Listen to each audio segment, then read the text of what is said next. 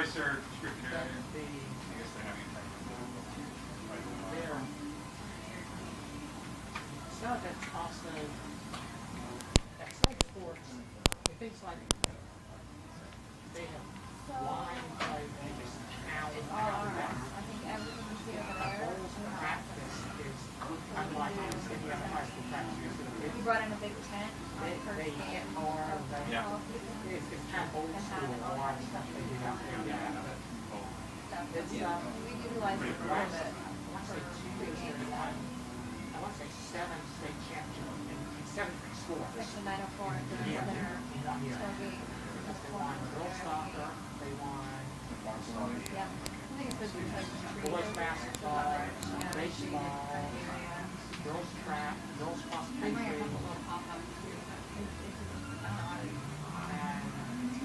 2 others I can't really remember. And there is July, they have a Pretty impressive. something like football. race in July. Training Christians, small classifications. Yes, good. Just confirm reports? Yep. Rob, ready? Let's do it.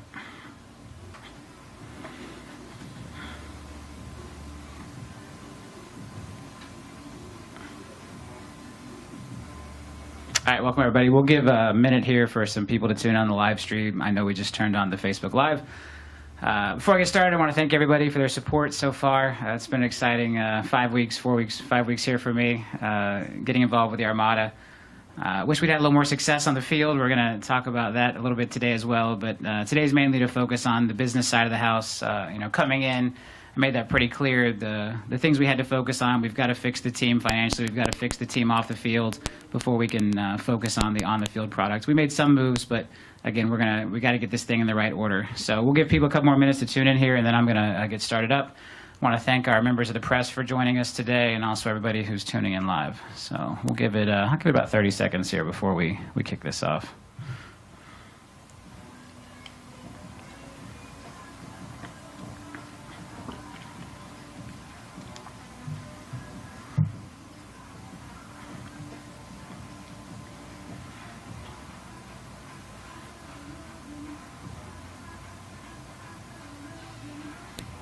We've got this out on both Facebook Live and YouTube. I think the YouTube probably has a better quality audio, so if you're watching us on Facebook, that's coming through on a laptop, where the YouTube is coming through the actual microphone and a camera. So you've got both choices. I just tweeted out the YouTube link if you didn't get that. Can we put that on? I guess you want to try to put the link on Facebook as well? Have Morgan work on that.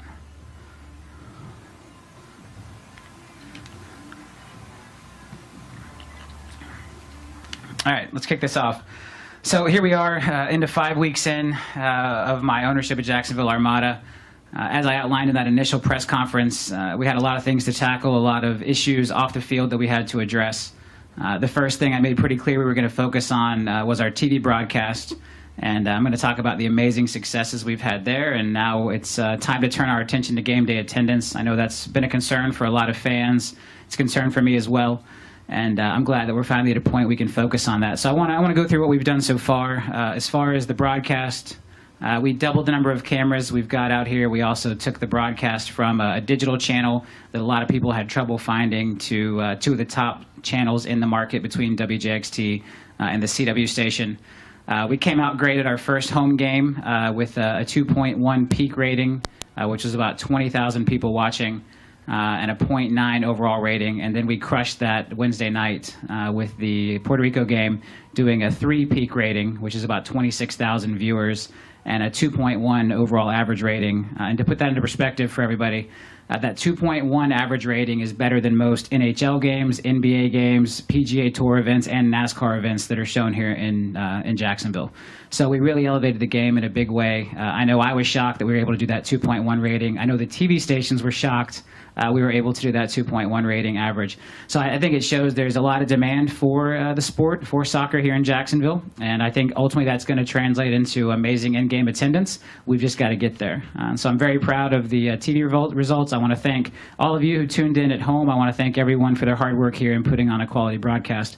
So with the TV growing, when I first took over the team, we had less than 700 peak viewers on those local broadcasts on this TV. And again, we've now taken that number to over 26,000 in our game against Puerto Rico. And hopefully we're going to do even better tonight. Also, tonight's game is being broadcast in Orlando on the CW. So the first couple games in Orlando were broadcast on that same type of digital channel, MeTV down there. Tonight will be broadcast on the CW. We also, for the first time, started advertising. We used radio inventory, TV inventory, and digital inventory in both Orlando and Jacksonville this week to drive viewership. So it'll be exciting to see what those ratings look like outside of the market for the Armada. It's a big part of my strategy. If we can drive viewership across all three major Florida markets that we're involved in, Tampa, Jacksonville, and Orlando, if you take those three and combine them, it becomes the third largest TV market in the country, only behind New York and LA. So as we look at driving sponsorship dollars, as we look at TV revenue, because all of this revenue allows me to go out and get more players, spend more money on players, spend more money on facilities, so that we can have the best possible product on the field. So the goal is to unite those three DMAs, drive as much viewership as possible, and then use that revenue to invest in players and invest in the on-the-field product. So that's our TV, that's our wins. The other things we've been working on, again, so far we have not focused on actual attendance, but we have been working on the game day experience since game one. The first game we brought in the big screen, the Jumbotron. I know that was a big hit with a lot of the fans. It wasn't something we had previously at games. I think it's done a lot to improve the game day experience. When we brought in the Jumbotron at the first game, it made us realize that the PA system here at Hodges was not going to be good enough. As we started putting video up, the speakers just couldn't keep up with it. So we rented and put in a bigger PA system. So we've got a big spread of speakers now. We've greatly increased the quality and the sound levels of the PA system. We did that at the second game.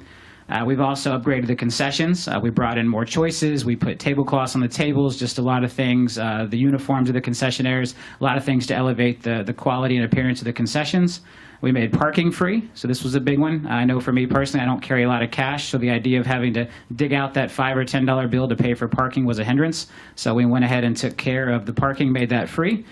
We also brought in portable restrooms for tailgaters. I know everyone out there who was getting here early to tailgate, particularly Section 904, was struggling with having to run all the way over to the stadium to use the restroom. So we brought in portable restrooms that we put in the parking lot for tailgating.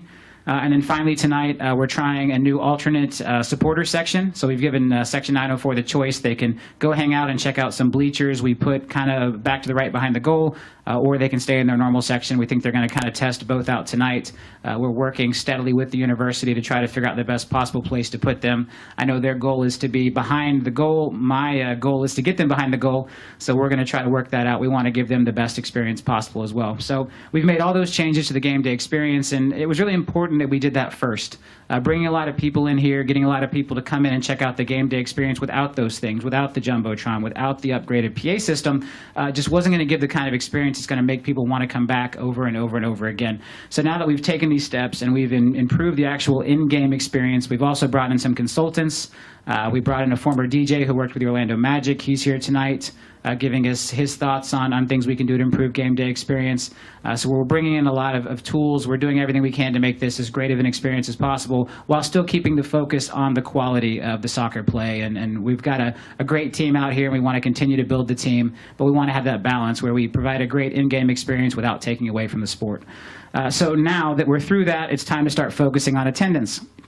I know we turned a lot of heads when we announced our 780 attendance at the last game, lowest in team history and lowest for the league this year. The first thing I want to talk about is we are changing the way we report attendance. And so if you look at the new way we're going to be reporting attendance, the most people we've actually had in this stadium all year is only 2,201. And so I know that much larger numbers than that have been announced, and there's different schools of thought across different major league and minor league sports on how attendance should be accounted for. And we're looking at all that, and my thing is I want to give a more accurate and as accurate picture as possible to fans, to sponsors of how much engagement we really have. And so the idea for me that we could print out 1,000 tickets, and those 1,000 tickets were free, and they could land in a desk drawer somewhere or land in a trash can somewhere, and then report that as attendance, just didn't sit well. So we're going to have a more transparent method for calculating attendance going forward. We're going to report those numbers again tonight. We reported those numbers last game. But for a lot of you that maybe panicked when you heard that 780 number, while it was low, it wasn't as low as it sounded. So again, the best we've had all year here at Hodges was 2,201. The last game was 780. We've still got a lot of work to do. I want everybody to understand just exactly how much work we have to do. And now we're turning all of our resources and all of our attention and our focus on driving that attendance number up, which personally I feel really good about. I think we can put 3,000, 4,000, 5,000 people here at Hodges. We've met with the university multiple times. I walked the field with Coach Moon, the athletic director here. We've talked about some ideas on how to improve the in-game experience on the stadium side. We're looking at adding tip-down seating to midfield for next year. We're looking at bringing in PGA tournament-style elevated tents with tip-down seating for the other side of the stadium. A lot of things we're working on to try to improve that game day seating experience as well and to augment the stadium here at Hodges. And so as we now focus on this attendance, and we now focus on using our marketing technology stack, our digital advertising capabilities, our TV, our radio, our sales teams across all the different Robert Palmer companies. Everyone's going to be shifting their focus now to driving attendance. We've got the 9-9 game coming up. We've got 5 games after that. And while I don't believe we can fix this in a single game, I am very confident that by the end of the year, we'll see significant gains in attendance. And then from there, we've got the entire offseason to focus on next year's attendance, to focus on driving season ticket sales, to focus on driving and creating more excitement and buzz around town about the Armada, because that's what's going to drive this. Also, we're going to focus on making some of our key players into local stars. You're going to see more of them in the TV commercials. You're going to see them making more local appearances. We're gonna take our great personalities on the field. We're gonna put them on TV more so that the community can rally behind them because we need faces for this franchise. We need individual people that our fans can get excited about interacting with, get excited about seeing. And so that's all the plan now. Again, I feel really confident about it. The fact that we were able to do such huge changes in the TV broadcast, again, to go from 700 viewers to 26,000 viewers, we only have to go from 700 or 800 here in stadium to 7,000 or 8,000, and then we run out of room here at Hodges. So again, it seems less daunting of a task than what we did on television, and that's now where we are firmly focused. So with that, I will open it up for questions. Talk about your process, Robert. You bought this team mid-season. Talk about the sequencing and how you see things going and where we are in that process now. Okay, so the question was about my process. In buying the team mid-season. We came in, and I really wish we could have bought the team before the season started. It would have given me a lot more flexibility to get involved in player decisions sooner, to provide my resources sooner. But unfortunately, we didn't. We couldn't get in here until mid-season. We had to move when we did. The league was unlikely to continue supporting the team if we didn't act when we did. So we wanted to make sure the Armada was here to stay. So taking ownership of the team mid-season was not ideal for me, but it's something we did. And again, we step one was focus on the TV broadcast, and for me to understand the in-game experience, what were the challenges, what do we need to improve at Hodges, what can we improve, what are our limitations, and now that we've worked through that, it's time to focus on attendance. Once we've got attendance figured out, then from there it's just continue to build and grow, and then it's a matter of getting sponsorship dollars and more TV broadcast dollars coming through so that we can reinvest those in the team. This project for me is not about making money from the team. My intention is to reinvest the dollars the team makes back into the team. For me, this is about doing something really cool from an advertising standpoint, and then also supporting Jacksonville and supporting this amazing team and this great organization. Aren't you concerned that factor, that you could get a situation where fans are choosing to stay home and watch the broadcast instead of coming out to the game, or concerned about sort of cannibalization of the crowd mark in that way? Yeah, so the concern is, am I worried about, or the question is, am I concerned about the TV product cannibalizing the in-stadium product and making it harder to get fans out here? And what I'll say is no. I think when you look at the number of people we can fit here in the stadium, and so if you think about the fact that we only have 16 home games, and at absolute max capacity, that's maybe 9,000, maybe we get to 10,000 if we really get creative on where we stick people in this stadium. It's just not a huge number. And so when you think about the fact that we had 26,000 people tune in from home, only needing to get 10,000 here in the stadium doesn't worry me at all. If we hit a point where we have a massive stadium one day where we're trying to put 20 or 30,000 people in there, then cannibalization may become an issue. But for now, I think it's all about just getting the word out and letting people know it is a great time and providing an experience. And that's where the game day experience and the excitement and things like a fan fest and really getting the fans pumped up here in the stands is important, because we do have to give them a different experience than what they can have at home by watching television. The other thing we have to understand is that there are going to be peaks and valleys in the actual game day attendance. A Wednesday night game in the dead heat of summer is always going to be tough to get people to come out. And so I think the TV provides a great alternative there. I don't think more people would have shown up last Wednesday. I think less people would have just been watching on TV if we hadn't made the changes we did. As we move further into the fall, as the weather improves, as the rain scares continue to go away, as things get cooler and nicer out here, and we get into our wonderful Florida weather that we get in the fall, I think a lot more people are going to want to get out here and they're going to want to experience the game day. So I'm not worried about that at all. We just have to have a strategy to focus on both to make sure we continue to drive eyeballs to the broadcast as well as bringing people out here to support the team in person. Are there any concerns that the fans have expressed to you about the game day experience before you bought the team? So the question was, have the fans expressed concerns to me about the game day experience? I'll say yes. I mean, I think with any type of change, you know, the team went through so many changes so quickly. Moving from the baseball grounds to here, losing ownership, going under league ownership, and now coming under my ownership. There's been a lot of turmoil. I think for some people, the Hodges location is great. For other people, it's not so great. I think we all would prefer to have tip-down seating instead of bleachers. That's something we're working on. The lack of VIP seating or the lack of any type of club seating has been a concern. We're going to work on that as well. But all in all, I think there's a great venue here. I think there's a lot of potential. You know, long term, I want to build a stadium. It's in my plans, but we've got to have a place to be for the next 3, 4, 5 years while we figure that out. And I think Hodges is a great place to do it. The university is I think, really open to working with us. They just want to make sure that we're a stable partner, which we are now, before they start making concessions. And I'm excited. I think any concerns anyone has had, we're going to be able to fix. The one more recent concern I've heard from fans is the lack of merchandising. We didn't have merchandise at all at the last game. We will have limited merchandise at this game. This is another one of those things. We're taking over the team mid-season. The league was unwilling to invest additional money in merchandise. We were able to dig out some old dated merchandise from previous ownership that we're trying to sort through and understand what we can do with that. We have placed a new order. The new merchandise, the new look with the new logos, the new jerseys will all be here in time for the 9-9 game, which again, that's now our focus is getting people to attend that 9-9 game. So we're fixing the merchandise situation as fast as we can. Again, one of those things where taking ownership of the team mid-season really put me behind the 8 ball when it came to that. And while working as quickly as we can to make all these decisions, my first time being involved in this, there's some things that are going to slip through the cracks. And unfortunately, we should have moved a little faster on the merchandising, and we're trying to make up for that now. Are you satisfied with where you are in the process so far, 5 weeks into your ownership? Yes, the question is, am I satisfied where we are in the ownership right now in the process? And I'd say absolutely. Honestly, I think we've done better than we ever imagined.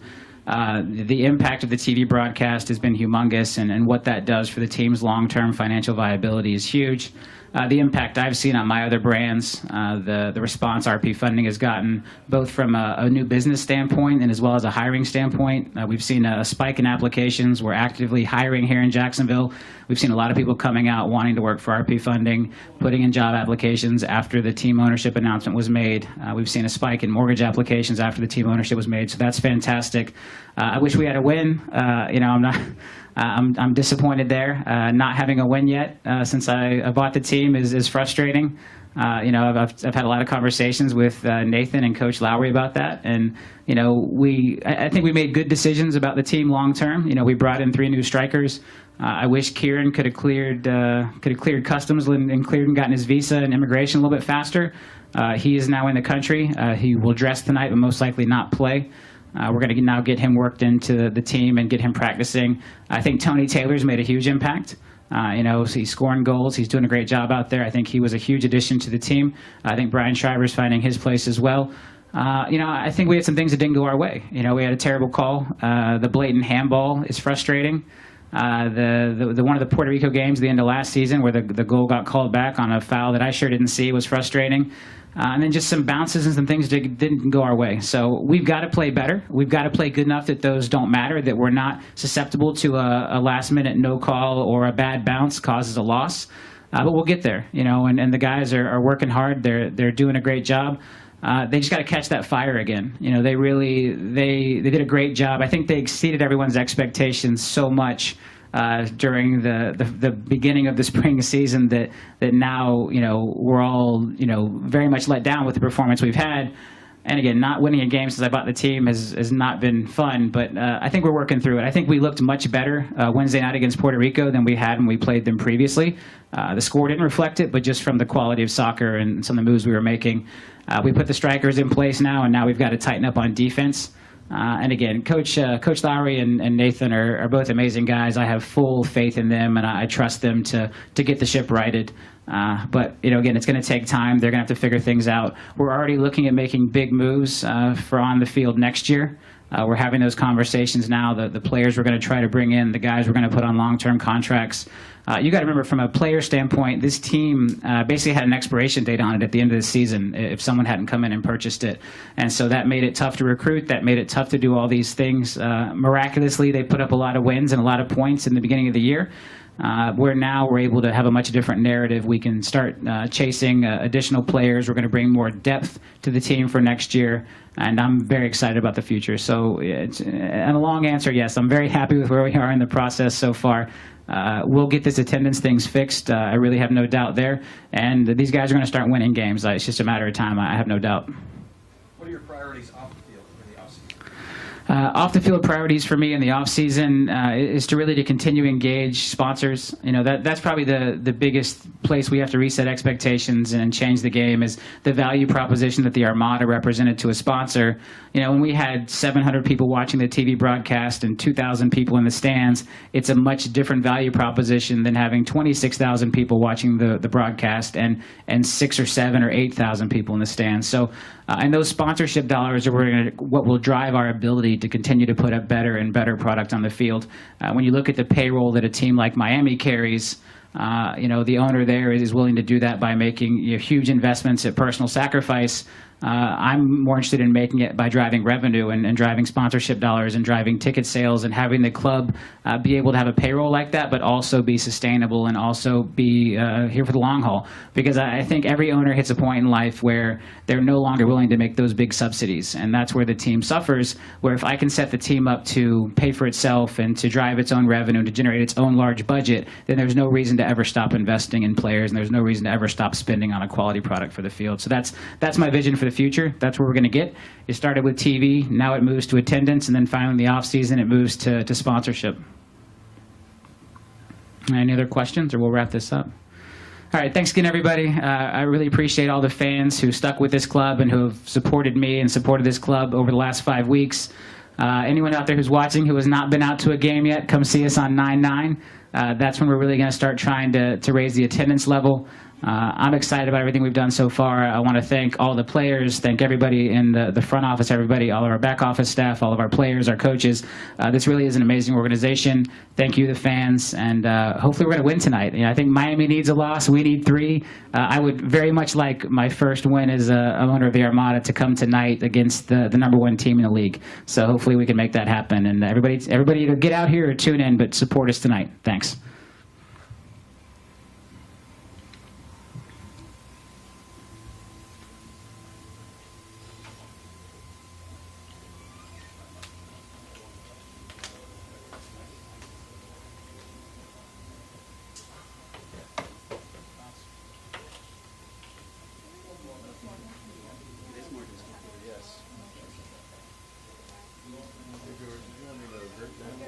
How are the Facebook comments?